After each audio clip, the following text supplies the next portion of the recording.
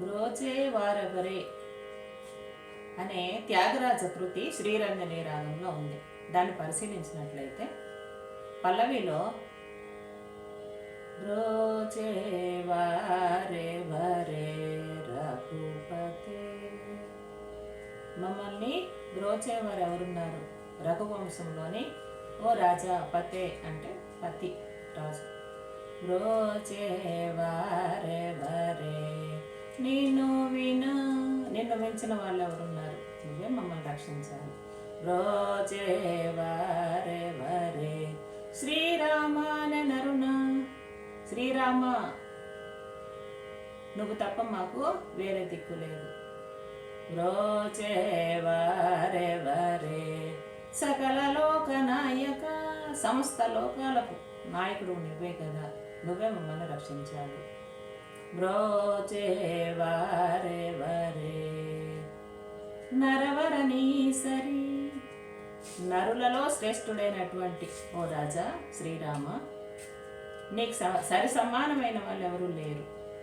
ఈ 5 లైన్లు పల్లవిలో ఉంది.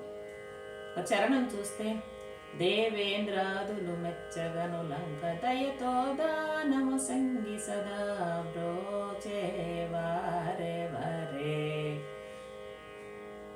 సీత అపహరణం జరిగిన తర్వాత, ఎట్టకేలకు రావణాసురుని సంహరించిన తర్వాత లంకా నగరాన్ని సొంతం చేసుకోవచ్చు. కానీ దేవేంద్రాదులు మొదలైన దేవతలందరూ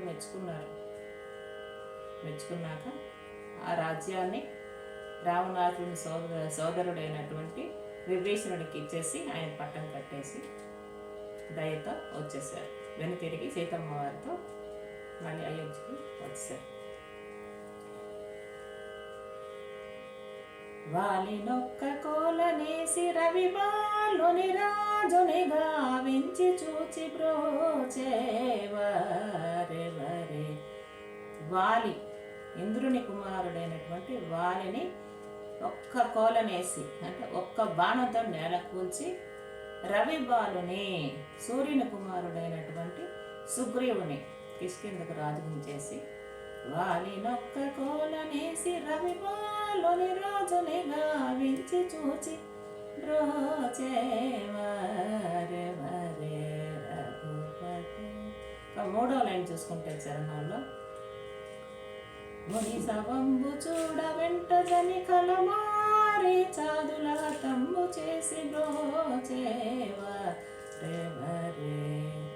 ముని విశ్వామిత్రుడు, ముని అయినటువంటి ఆ విశ్వామిత్రుని యాగరక్షణార్థం అతనితో పాటుగా వెళ్ళి ఖలులైనటువంటి అంటే చెడ్డవాళ్ళు, దుష్టులైనటువంటి మారీచుడు, సుబాహుడు మొదలైన రాక్షసులను సంహరించి వచ్చినటువంటి ఓ శ్రీరామ. ఇక చివరి ఆఖరి లైన్ తీసుకుంటే భవాబ్ది తరుణోపాయము నేరని త్యాగరాజుని కరం విడి బ్రోచేవారెవరే. భవాబ్ది ఈ చావు పుట్టుకలు, జీవితం అనే ఈ సముద్రాన్ని ఈదలేకపోతున్నటువంటి త్యాగరాజు చేయి పట్టుకొని నడిపిస్తున్నటువంటి ఓ శ్రీరామ,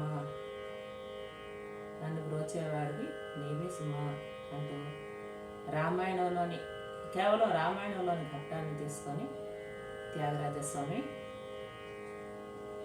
ఈ కృతిలోని పొందుపరచడం జరిగింది.